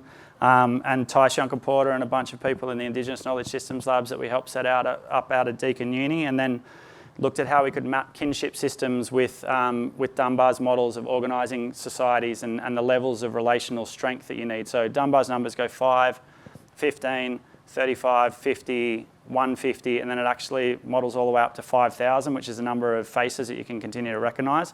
So we've set that as limitations within the network. One of the things which is also gnarly in the internet, why the heck do we not have some international commission that has to approve networks? How can somebody have governance over 20 million people in a day? How does that happen? When we grow nation states over 100 plus years, modern nation states. Our older systems know our limits. 150, like that's enough. 750. We set limits on this network because we can't govern unhinged, never-ending relations. So the people that we're bringing into the network, there's going to be 5,000 visa holders working on action. So we've picked what we think are 5 key groups after 20 years of in-the-field research, working in and out of schools, communities, governments, corporations, not just on this continent, but in the continent of Africa for a decade, in Europe for 4 or 5 years, in the States for 5 or 6 years. So we think the 5 key people that need to move, and we think you're in the room right now, we think organisations need to become joy corporations, and you need to pick up the responsibility of rerouting yourself relationally with your time so you can be mentors, you can have a nature fund, you can have a peace focus, you can have a joy focus, you can have an ability to look at death and look at the role of death and whether your organisations need to die to pass on knowledge. And we think that movement of organisations will shift dramatically a number of the challenges that we've got. So we start to see organisations move with joy and joy getting on the balance sheet. We see schools, our most marginalised schools, becoming imagination labs in real time and trading as labs in real time and opening up the ability for a community or a school in the remote, like outside of rural Lismore, now being able to trade and win a contract from NASA on how to build a healthier, balanced rocket ship. Don't waste the intelligence of young people sitting at schools with bullshit competitions. The most marginalised intelligence has the solutions we don't have. Any CEO who's half decent, knows that strategy manifests on the front line. You know it. You know you pinch it from somewhere else. You borrow it. And then, hopefully, you go, oh, I was inspired by this person, or this bird, or this thing. But our schools, our most marginalised communities have the solutions for this gnarly, upended planet that we don't know now how to relate to. 1,000 people who are leading change, becoming systems change citizens and working from a systemic level so we're not competing with each other. We don't need more heroes. We do not need more heroes. We don't need more people starting projects just so they can feel good. You need to find your way in the map, what lever to pull, and hopefully, for many of you, if you're looking at a systemic level, you go, shit, I might go and work with those other organisations and support them. I would love to work for other people. I would really love that. 1,000 young people re-establishing custodial economies and trying to create energy balance microcosms. So we've got groups in India and other groups to try and work out how we can get these microgrid, micro-communities happening in real time. So we want to work with local councils in Australia and work with jurisdictions to get 5 or 6 of these communities happening in parallel with all of these other communities around the world. open source and share that knowledge in real time so you can keep moving. There'll be legislation challenges, yada, yada. But then hopefully you can be like, well, they did it in Uganda, so we're going to do it here in New South Wales. But then they did it in Scotland, and we can share and we can move and we can open source how we find a way to return our money to nature. If we don't do that, then all of it will just end up with what we're seeing right now. We've closed out our relationships with all the other species.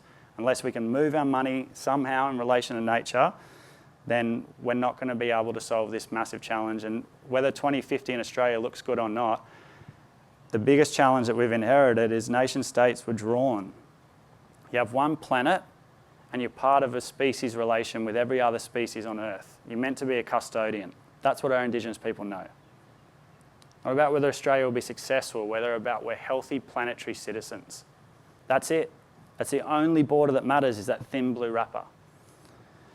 150 tools, so we think we've built the capacity to take on like Warner Brothers and Pixar and then build Wikipedia skills to like crowdsource and build open source knowledge over the course of a decade.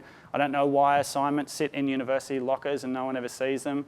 So we're going to be working together on creating co-created books, co-created films, co-created knowledge projects.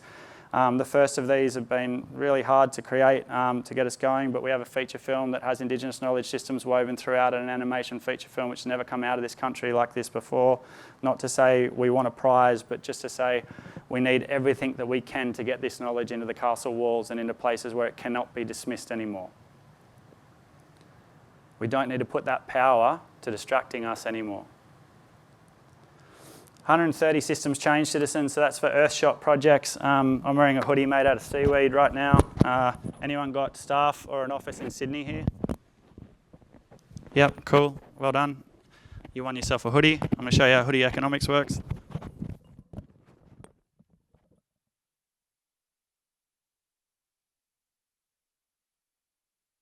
This is one of the first hoodies made out of seaweed in the world, if not the first hoodie ever made out of seaweed. It's 30% seaweed, 30% organic cotton, 30% compostable or recycled cotton. Its thread is all compostable. It cost $250 to make. It was really gross design experience to go through. But we've used it as a way to stimulate reforesting Sydney's coastline. Operation Crayweed's trying to raise $1 million to reforest the coastline because of sewage waste. Excuse me one sec. Because of sewage waste that happened in the 70s and 80s. And so $1 million to reforest 22 beaches, including Bondi, you're like, surely that just happens, right? So we've got this hoodie made to try and get shareholders to be a part of reforesting the ocean. We thought we'd just sell 2,000 hoodies. That cost $500. That was a bit hard. And then we stumbled across, which I think I love about ambitious planning, like please stay big on the 2050. Please stay really, really big and stumble and stumble and stumble and just keep going, because you stumble and you find like the systemic solutions. So we're like, okay, didn't sell the hoodies. And I said to Artie, who's in the room today, you know, you and Brendo, who's a big wave surfer, works with us. Let's just get people to go to the water and we'll go underwater together. And then we were like, well, surely what's missing is if organisations are shareholders of bodies of water. So we'd love to invite you guys in your office in Sydney to be a shareholder of the water and kick in 10 grand a year, bring your leadership team and do what we're doing, which make the head office underwater. Put your head underwater. It's super simple. It's not that complex. Board meeting, head underwater, relate to another species. And then for 5 minutes, have a conversation about the species before you do your next thing. That's acknowledging country. That's bringing intelligence from outside the margins in the room. So we're supporting 130 of those Earthshot projects, and we're bringing them to Australia to have a relationship with the Lost Labs, with Indigenous knowledge systems holders on land. Not to go to Stanford and Harvard business schools. We don't need that anymore. We know what we're going to be taught within that frame. We need knowledge from outside the margins. We need to be holding our design sessions with our challenges on the land with knowledge holders and bring them into the start of the design queue. So we've got Charles Schwab's daughter looking to come out, who founded the World Economic Forum. We've got the guy who's leading the Oxford work out of nature coming out in the next residency. We've got the guy who's the artistic director of the Edinburgh Fringe Festival, Australia. Don't look past us. The world is looking to us. Please, please, please value us and just make sure that we can have you involved and we can make this thing work. And then 50 stories we'll tell around the world to wake up the earth and to move that imagination and move immersively. And so that's the work we're going to do. to try and reunite the planet and create these spirals of weaves of what we need to be able to move really healthily. We'll measure it all through a Hoodie stock exchange, which is like every single project has got a Hoodie connected to it, which we can measure the value all the way through, and we can show independent social return on investment for every single one of those. The governance, we're killing the thing because looks at like the most obvious thing for us as a species is we live and we die. So why don't we talk about death, and why don't our organisations die? Because maybe if our organisations died, we might actually not have to worry about perpetual or legacy, and we could be focused on mentoring and leaving behind tools. So we've got 8 years left in Imagination. We spent the first 2 years moving an embassy, being in relation with people in the world, listening deeply and moving deeply, and now we've got 8 years for it to go.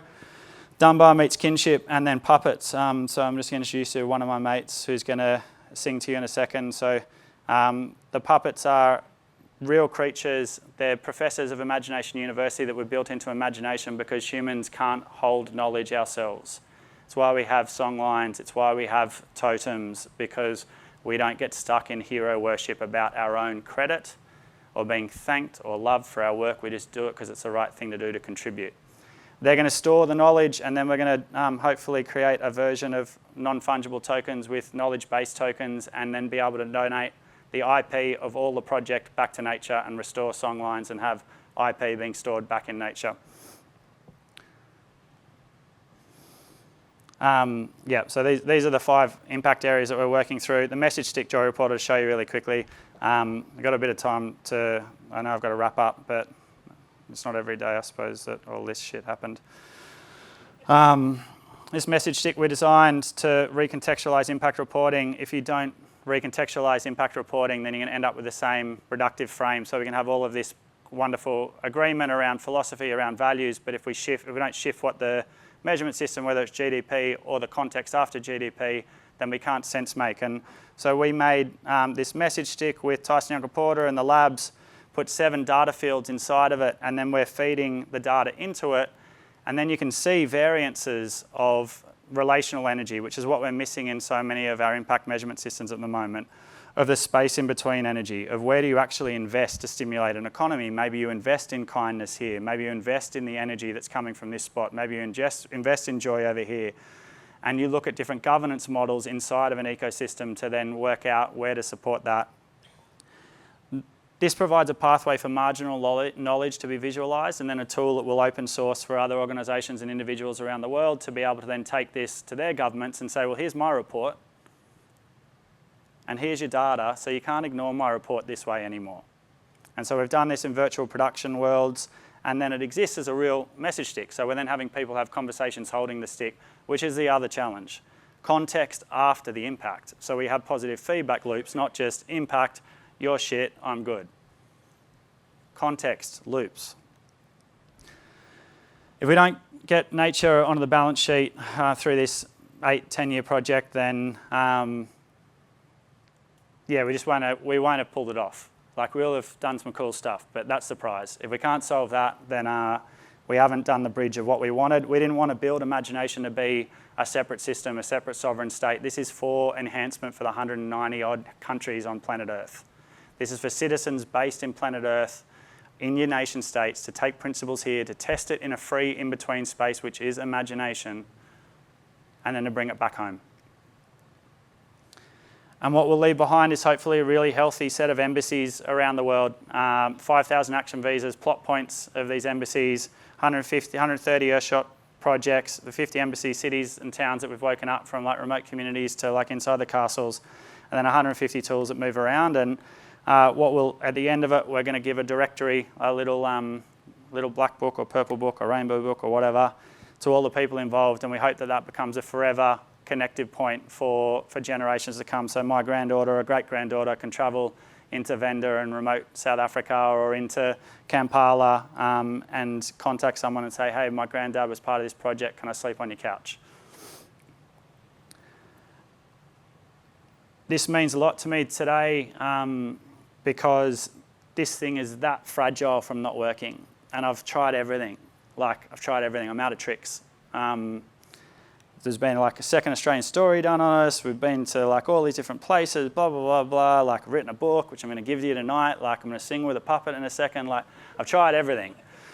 And for 4 mil Oz, we can run it. And the thing I haven't done is give up on meeting us together to value marginal knowledge. And so if you work in an organisation, if you work in a location in Australia, if you run a council, if you run a car group, I know that someone maybe does, help us, please. With this group together, if we can find a way to value our time, to go, here are 5 hotspots where we're going to get joy on the balance sheet in the next 8 years and have imagination hotspots in Australia. Just give us a shot and give us like $500,000 each from 4 or 5 different places and we can do this thing. Like I don't want hundreds of millions of bucks. Like I don't want 10 million bucks a year or whatever. Just if we can get that collection, that would be it would give us a chance to fly. And yeah, we've done all the work now, and I feel like the most gnarly thing was bringing together the world and connecting people from Indigenous systems to the world and having people from fancy places give a shit about Australia and Indigenous people, and we've done it. So we just need a bit of cash to grease the wheels, number one, but the most important part for me is like 4 or 5 really strong hotspots where we see this so Australia doesn't miss out. Ecologies of this working. So shareholders kicking into Sydney and that moving, and then this is your network. If you want to lead change, like come and get a systems change visa with us. If you want to be a Joy Corp, let's go. Like let's have this room for economic development, charge Hoodie economics into this country called imagination. We'll accelerate what we need to get to where Australia needs to be in 2050, which will be leading an interconnected planet. So we've got 150 custodians of this thing. There's like 67 or 70 of them that are already in. We've been really diligent on bringing people together to be the 70 custodians. It's been connection over 20 years of this thing. And then tonight, I thought, fuck it, I'm in a room with these guys. Let's see if they want to roll with us right now. So this is the hoodie that money can't buy. We're not selling it. So if you want to make a social contract with us, then grab one of these. We're going to stop at 150, and you'll say that you'll be one of the network of network leaders that comes with us to make this thing real, and you'll be responsible with it, and you'll stand with us, and you'll build imagination for humankind, imagination for nature, and imagination to... Mic drop.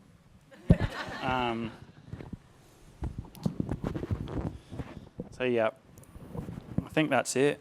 Yeah, sweet. Okay, I know you got your drinks. Like you can go have your drinks, or I can sing with a puppet for 2 minutes. Puppet? Yeah, okay, cool. I'll just give me 1 sec. His name's Asterisk. He's a bit rude.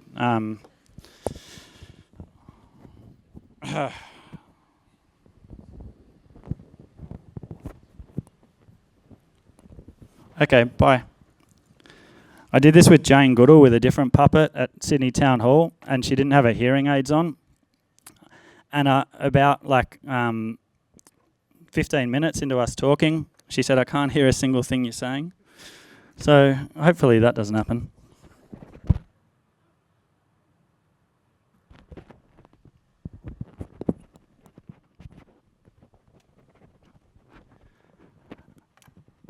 Hello.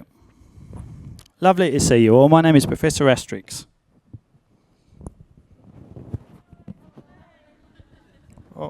Oh, hello. Yes. I've heard a lot about you, and I don't know if you've heard a lot about me. Okay.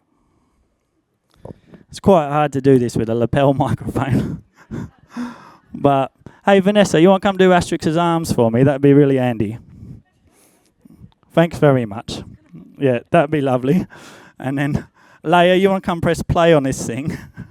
That'd be good, because he's going to have to hold that lapel mic. All right, very good. I'm back in character. I'm Asterix now. All right, no, not yet, please, not ready.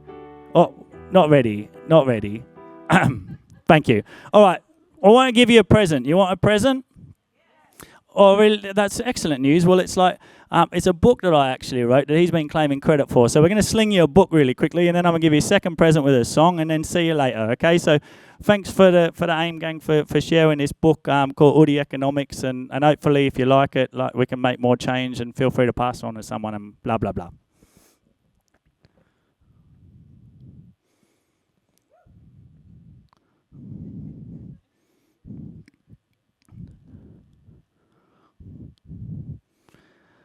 Okay, as that's happening, I'm going to sing a song. All right, ready, up the back. Are we going to do it? We're going to go 1, 2. I dream of joy and unity is all it takes when all's at stake. A light shining bright into the sea when all seems dark. We lost our spark. We have cut ourselves off from the nature of relations, severed our ties to country. And when we think that we are all alone, the truth is we're connected, always, and always will be. It's why I believe in magic. It's why I believe in magic. It's why I believe in magic today. It's why I believe in all of you, actually, and why I keep turning up. It's why the imagined friends of mine have kept turning up for you forever, because we believe in you, human beings. A smile freely given to a friend can cause for change. Hearts rearrange. And love, it feels like magic without end until there's pain. Hearts rearrange. Now we've abandoned trust for truth, relations for transactions, and love for personal gain. And in the face of our complexities, guess what? The difference actually makes us much more the same. And that's why, it's why I believe in magic. It's why I believe in magic. It's why I believe in magic today. Thank you, everybody, for taking the time to open your heart, to open your mind to the possibilities. You want to get to 2050, you want to change the world, it's going to be bloody hard work, but I'm up for it if you are. It's why I believe in magic. It's why I believe in magic. It's why I believe in magic and you. All right, go get your free drinks.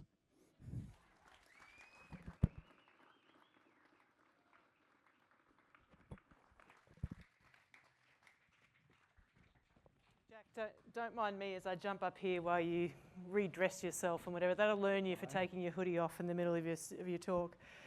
My number one comment here, what's going on? You're going to give me my clicker? Yeah, thank you. I can see Lara. Thank you.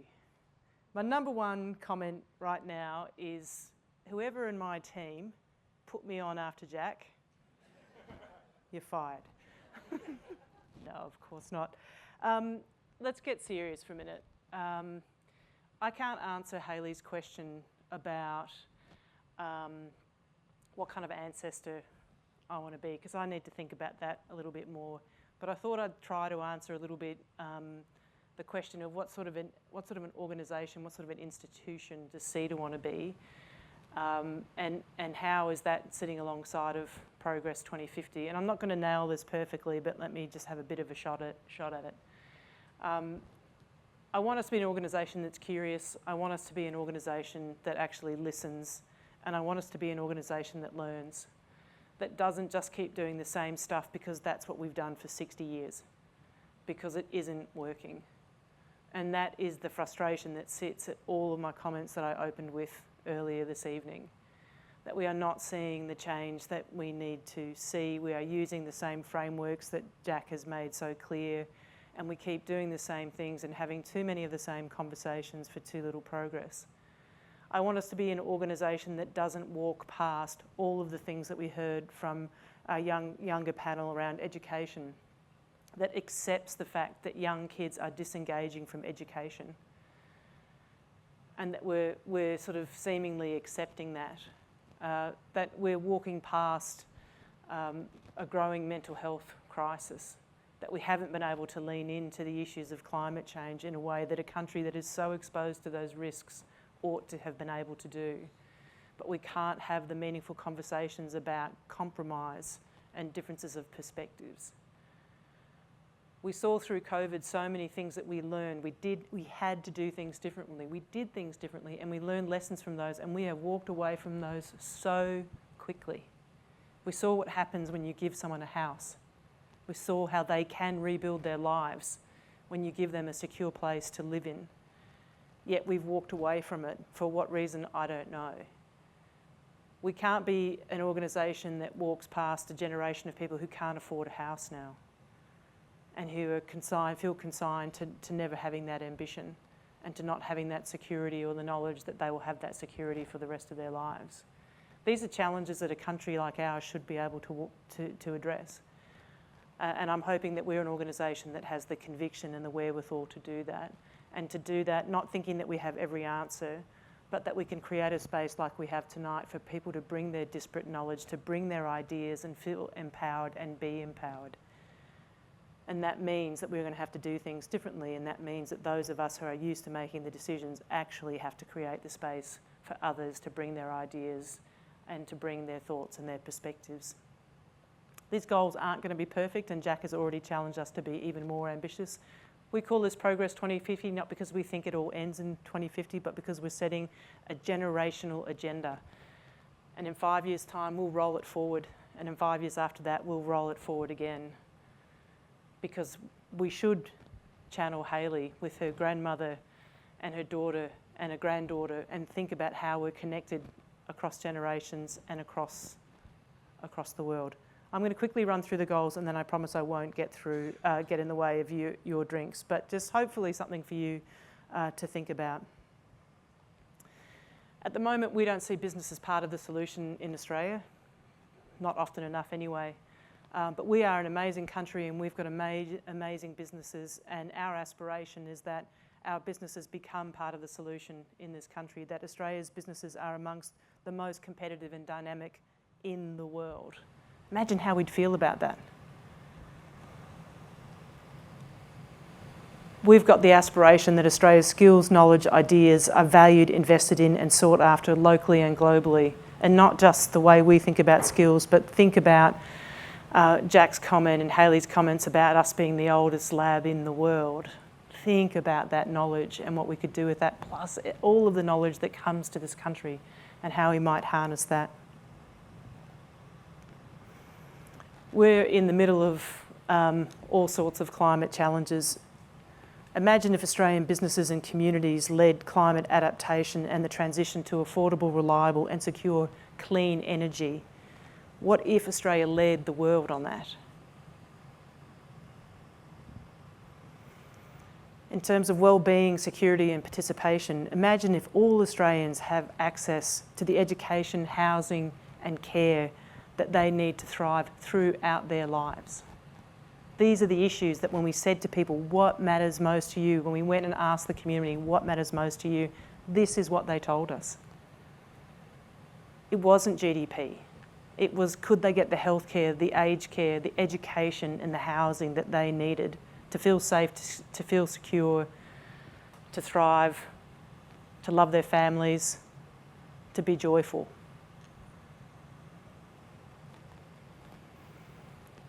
I want us to be an organisation that doesn't walk past the fact that we have accepted persistent intergenerational disadvantage amongst our First Nations people, but also in certain postcodes in this country. Imagine if all Australians have the opportunities and the support to live a productive, connected and meaningful life.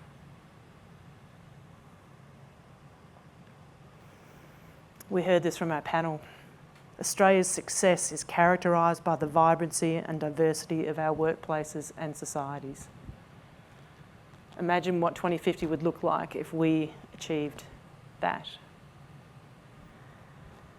I started off by saying that We've spent the last 5 years building our capacity, our capabilities, rebuilding our sort of DNA as a think tank, and really trying to strive for greater influence in Australia. Not for ourselves, not for a legacy, but because we've got an amazing membership that seeks that for this country and has invested, in some cases, for 60 years in that partnership and that relationship with us.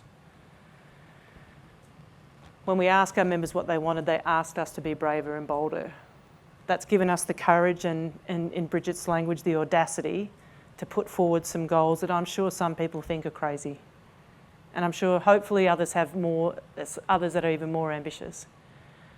We're really excited by this. You're seeing the first taste of it. In the weeks and months ahead, you'll see us roll out more work that's going to be the projects, the partnerships, the research, the conversations that we're going to curate that are going to look to drive this agenda forward. It is only going to succeed with the support and engagement of our members and you in the room. I look forward to sharing more of this with you in the weeks and months ahead. Please look out for it. We'd love it if you can share your thoughts and experiences from tonight on social media. Obviously, hashtag CEDA, hashtag Progress 2050. Put your thoughts on the board. Let us know what you're thinking. Reach out. And if you're not a member, please think about joining us, because we think this is going to be a great ride for some years to come. Thank you to Bridget, to our panellists, to Jack. My head's a bit exploding from you, I have to say, so I'm going to have to think harder and read your book. Please have a drink, put your thoughts up, talk to the speakers, and I look forward to seeing you again soon. And thank you to the online participants.